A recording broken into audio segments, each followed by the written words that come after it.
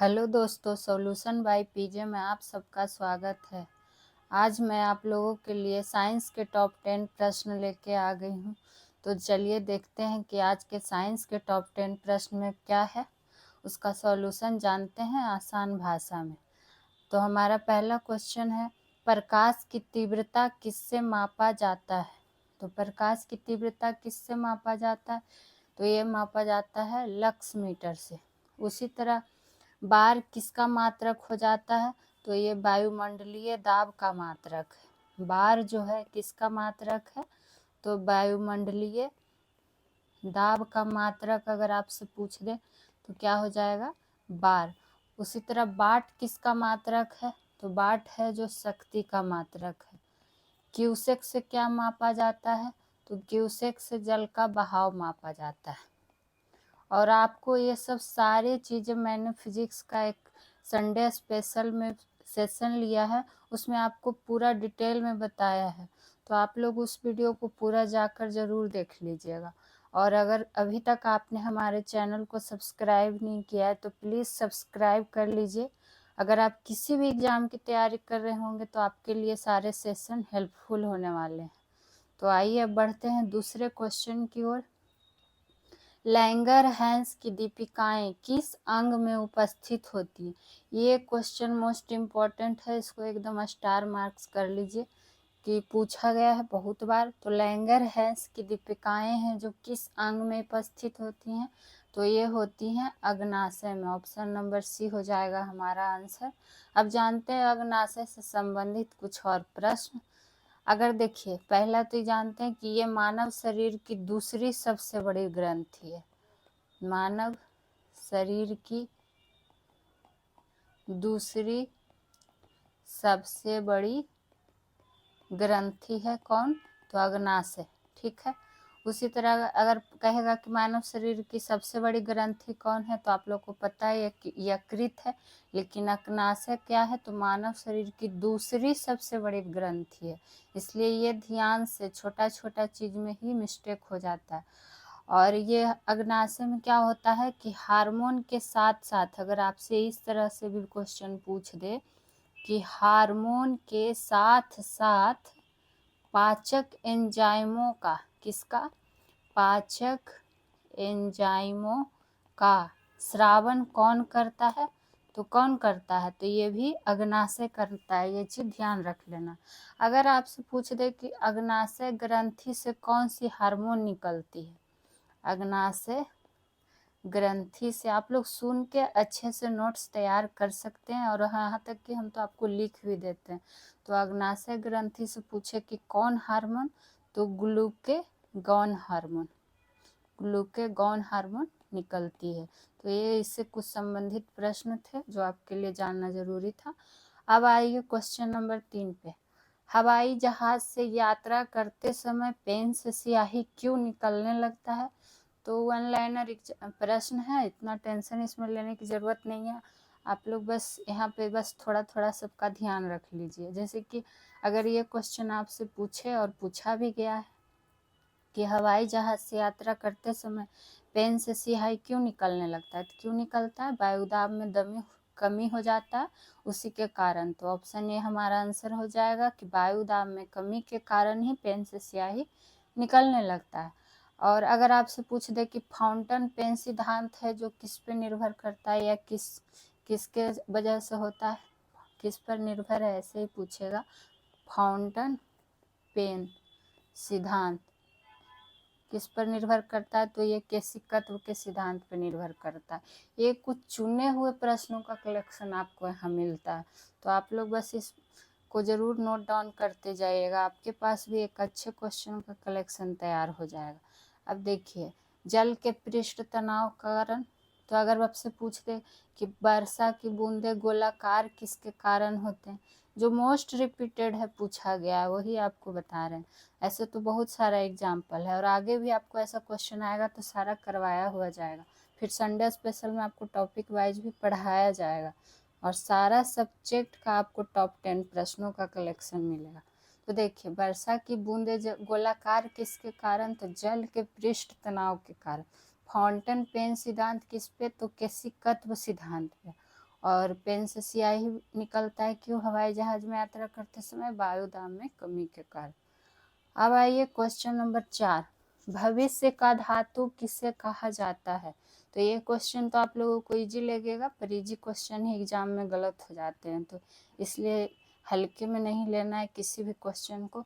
तो देखिए, भविष्य का धातु अगर आपसे पूछे तो क्या हो जाएगा? टाइटेनियम इसका आंसर हो जाएगा। लेकिन अगर आपसे यही पूछ दे कि भविष्य का ईंधन किसे कहा जाता है, भविष्य का ईंधन किसे कहा जाता है, तो ये किसे कहा जाता है? तो हाइड्रोजन को कहा जाता है। हाइड्रोजन को और याद रखिएगा कि आवारा गैस भी कहा जाता है, आवारा गैस भी। और हाइड्रोजन ही है जो सबसे हल्की गैस है। लिथियम है जो लिथियम नहीं, हीलियम, हीलियम है जो सबसे हल्की गैस है लेकिन दूसरे नंबर पे। लेकिन अगर पूछे सबसे हल्की गैस कौन है, तो हाइड्रोजन। और बात करें, अगर आपसे पूछ ले कि सबसे भारी प्राकृतिक तत्व कौन होता है, सबसे भारी प्राकृतिक तत्व कौन सा होता है, तो वो है यूरेनियम। और थोरियम क्या? अच्छा, थोरियम बताइए कि किसका मुख्य अयस्क है, और आपको हम बताए भी है ये वाला। तो आप लोग से ये प्रश्न है कि थोरियम का मुख्य अयस्क क्या होगा, ठीक है? या फिर क्या कहता है, नहीं, आप लोग क्वेश्चन ये बताइएगा कि मोनोजाइट का मुख्य अयस्क, छोड़िए आप, थोड़ा सा यहाँ पे कंफ्यूजन हो गया, हम ही आपको क्लियर कर देते हैं। थोरियम से, थोरियम देखिए किसका मुख्य अयस्क है, तो थोरियम जो मुख्य अयस्क है किसका है, ये थोरियम मुख्य अयस्क है मोनोजाइट का। आप लोग से कोई और प्रश्न कर लेंगे, तो मोनोजाइट का अगर पूछ ले कि मुख्य अयस्क क्या है, तो थोरियम। अब आइए क्वेश्चन नंबर 5 पे, मृदा में सर्वाधिक अम्ल मुक्त करने वाला तत्व कौन सा है? ये सब ऐसा प्रश्न है जिसको बस आपको एक याद कर लेना है कि कौन सा है, इतना दिमाग इसमें नहीं लगाने की जरूरत है कुछ कुछ प्रश्नों में। तो मृदा में अगर पूछ दे कि सर्वाधिक अम्ल मुक्त करने वाला तत्व कौन सा है, तो ये आपका कौन सा है? अमोनियम सल्फेट, ठीक। उसी तरह अगर आपसे पूछ ले कि कृत्रिम वर्षा कराने में किसका उपयोग होता है, कृत्रिम वर्षा कराने में तो किसका होता है, तो सिल्वर आयोडाइड का होता है। और ये सब काफ़ी रिपीटेड क्वेश्चन है, तो इसको स्टार मार्क कर लीजिएगा। और SO2 और NO2 से क्या प्रश्न बनता है, तो क्या प्रश्न बनता है, इससे आपको यही बनता है कि पूछ दिया जाता है कि वायु में किसके सांद्रण के कारण अम्ल वर्षा होता है। तो मैं सिर्फ अम्ल वर्षा लिख देती हूँ, आप लोग पूरा प्रश्न लिख लीजिएगा कि वायु में किसके सांद्रण के कारण अम्ल वर्षा होती है। तो किसके कारण होती है, तो SO2 और किसके कारण, NO2 के मिक्स के संद्रण के कारण ही ये वर्षा होती है। और ये क्या बोलता है, CuSO4 किसे कहते हैं, तो ये आप लोग को पता होगा कि ये किसे कहते हैं, कॉपर सल्फेट को कहते हैं, जिसे नीला कशिश या फिर नीला थोथा भी कहा जाता है। और ये सब बातें आपको पहले भी हम बता चुके हैं, तो आप लोग पुराना सेशन भी सारा ज़रूर देख लीजिएगा। और सारे सब्जेक्ट का कराया जाता है, तो आप लोग ज़रूर देखिए, नोट्स भी तैयार करिए। अब आइए क्वेश्चन नंबर 6 पे, पीलिया रोग किस अंग को प्रभावित करता है? तो पीलिया रोग किस अंग को प्रभावित करता है, तो ये आपको करता है यकृत को। उसी तरह मस्तिष्क से एक बार पूछा जाता है कि एल्जाइमर रोग जो है वो किसको प्रभावित करता है, तो मस्तिष्क को। आँख से बार पूछा जाता है ग्लाइकोमा रोग, कौन रोग, तो ग्लाइकोमा रोग किसको प्रभावित करता है, तो आँख को। फेफड़ा को, जो इम्पोर्टेंट वही बता रहे हैं, ये नहीं कि आप लोग बोलिए बस इतना ही आता है, और भी रोग हैं, लेकिन जो बार पूछा जाता है उसका कलेक्शन है। तो सिलिकोसिस रोग है जो किस अंग को प्रभावित करता है, तो फेफड़ा को, ठीक है। और आप लोग सब यहाँ पर एक प्रश्न और है कि एक ऐसा और रोग का नाम आपको बताना है जो किस आँख को प्रभावित करता है, ठीक है। ग्लाइकोमा तो हम आपको बताए ही, एक रोग आपको बताना है कमेंट सेक्शन में, ठीक है। अब आइए क्वेश्चन नंबर 7, हृदय प्रत्यारोपण के आविष्कारक कौन है? आपसे आविष्कारक पूछ लिया गया है, तो हृदय प्रत्यारोपण का जब पूछेगा कि आविष्कारक कौन है, तो ये कौन थे? Christian Barnard. उसी तरह एडवर्ड जेनर ने किस चीज की खोज की थी या किसके आविष्कारक थे? तो चेचक टीका का। ठीक। जोनास सॉल्क किसके आविष्कारक हैं? तो ये है पोलियो टीका का। चेचक टीका कहेगा तो एडवर्ड जेनर, पोलियो टीका कहेगा तो Jonas Salk. Karl Landsteiner ने क्या खोज किया था? तो कार्ल लैंड स्टीनर ने क्या खोज किया था? रक्त समूह। ठीक है, ये थे खोजकर्ता से कुछ सवाल। अब आइए 8 पर क्वेश्चन नंबर। सिफिलिस रोग का कारक जीवाणु क्या है? यानी सबसे पहले तो जान गए हैं कि जो सिफिलिस रोग होता है वो जीवाणु से होता है, लेकिन वो कौन सा जीवाणु से होता है वो आपको यहाँ पे नाम पूछ लिया गया। ठीक है, तो सिफिलिस रोग का अगर आपसे पूछ रहा है कि कारक जीवाणु कौन सा है, तो कौन सा होता है? Treponema palladium. कौन सा? Treponema palladium. और इसके पहले भी मैंने कुछ कारक जीवाणु रोग आपको बताए हैं, तो आप लोग वो सेशन भी जरूर देखिए। पिछला सेशन देखिएगा तब ना आपको अगला भी समझ में आएगा। अब देखिए, अब ऑप्शन ए में है पास्चुरेला पेस्टिस। तो मतलब ये किस रोग का कारक जीवाणु है, ये आपसे पूछेगा। पास्चुरेला पेस्टिस, ये ऐसा वाला नाम सब में टफ ही आपको मिलेगा, तो आपको कुछ कुछ चीज़ों का ध्यान रखना ही पड़ेगा। तो ये किसका है? प्लेग का है। आपको ऐसे भी ध्यान में रख सकते हैं, सिर्फ लास्ट का पेस्टिस प्लेग कहेगा तो पेस्टिक, और सिफिलिस था तो पैलिडियम, लास्ट का भी याद रख सकते हैं क्योंकि 1 लाइनर एग्जाम होता है। ध्यान आ गया तो टिक करके निकल जाइएगा। उसी तरह गोनाकॉकस गोनोरोहोई, यानी कि गोनोकॉकस गोनोरोहोई, तो ये किस रोग का जीवाणु कारक है? तो ये है सुजाक का। किसका? सुजाक रोग का। सुजाक रोग, ये किसका? प्लेग रोग था। उसी तरह ब्रीवियो कॉलरा, आपको पहले भी बताया कि कॉलरा मतलब क्या होता है? हैजा, और ये किसका है? तो हैजा का ही कारक जीवाणु है। तो ये था कुछ कारक जीवाणु रोग। बाकी आपको जीवाणु से होने वाले रोग का ट्रिक भी दिया गया है, तो आप लोग पूरा सेशन करिए। यहाँ पे तो आपको शॉर्ट्स ट्रिक भी मिलता है, फिर टॉपिक वाइज सेशन भी करवाया जाता है, प्लस टॉप 10 प्रश्नों का कलेक्शन आपको हर सब्जेक्ट का मिलता है। तो आप लोग इस चैनल से ज़रूर जुड़िए। अब आइए क्वेश्चन नंबर 9 पे। भारी जल का रासायनिक सूत्र क्या होता है? तो ऑप्शन ए है N2O। ये तो नाइट्रस ऑक्साइड होता है, आपको पहले भी बहुत बार बता चुके हैं, हंसाने वाली गैस।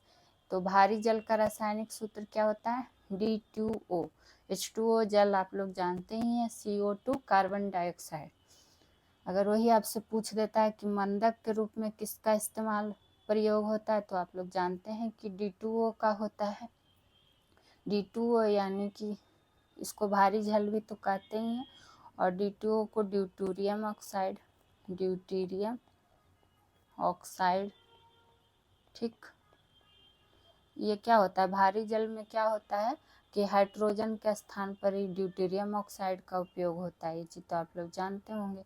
अगर पूछ दे कि D2O का खोजकर्ता कौन है, D2O का खोजकर्ता कौन है, तो हेराल्ड यूरे। ठीक है। अब आइए क्वेश्चन नंबर 10 पे और अंतिम प्रश्न पे। नींबू में कॉपर की कमी से विषाणु जनित रोग क्या है? तो नींबू आया यानी कि पादप में जो होने वाला रोग होता है। तो देखिए, पहली बात है तो 2 क्वेश्चन प्रश्न में ही बना हुआ है, मतलब कि 2 प्रश्न और जुड़ गया है। जैसे कि पूछ रहा है नींबू में किसकी कमी, तो कॉपर की कमी, और किसके कारण, तो विषाणु के कारण रोग होता है। तो नींबू में कॉपर की कमी से विषाणु जनित रोग क्या है, ये आपको ध्यान दे लेना है कि विषाणु से पूछ रहा है कि कवक से पूछ रहा है कि जीवाणु से पूछ रहा है। इसमें भी तरह तरह के प्रश्न होते हैं। तो यहाँ आपको विषाणु जनित रोग पूछ रहा है, वो भी कॉपर की कमी से, तो वो होता है आपका नींबू में डायवेक रोग। कौन सा रोग? डायवेक रोग। उसी तरह अगर आपसे पूछ दे कि चुकंदर में किसकी कमी से? तो बोरान की कमी से। बोरान की कमी से कौन सा रोग होता है? तो हॉट रॉट रोग होता है। समझे? चुकंदर में बोरान की कमी से कौन सा रोग होता है? तो हॉट रॉट रोग होता है। और ये सब सारा विषाणु जनित रोग है। ऑप्शन में चारों विषाणु जनित रोग है। अब आइए खैरा रोग, ये किस में होता है? तो ये आपका होता है धान में। और धान में किसकी कमी के कारण होता है? तो ये होता है जस्ता की कमी से। किसकी कमी से? तो जस्ता की कमी से होता है कौन रोग? तो खैरा रोग। और किस में? तो धान में। उसी तरह हिप्टोल रोग, हिप्टोल रोग किस में होता है? तो फूल गोभी में होता है। किस में? फूल गोभी में। और किसकी कमी से होता है? तो मॉलीबेडनम की कमी से। मॉलीबेडनम की कमी से होता है कौन सा रोग? हिप्टोल रोग। और किस में? तो फूल गोभी में। तो आज के थे टॉप 10 प्रश्न साइंस के। फिर मिलेंगे किसी और सब्जेक्ट के साथ टॉप 10 प्रश्नों का कलेक्शन लेके। तो आप लोग इस चैनल से जुड़े रहिए, वीडियो को पूरा ज़रूर देखिए और चैनल को सब्सक्राइब शेयर लाइक ज़रूर कीजिए। तब तक के लिए थैंक यू।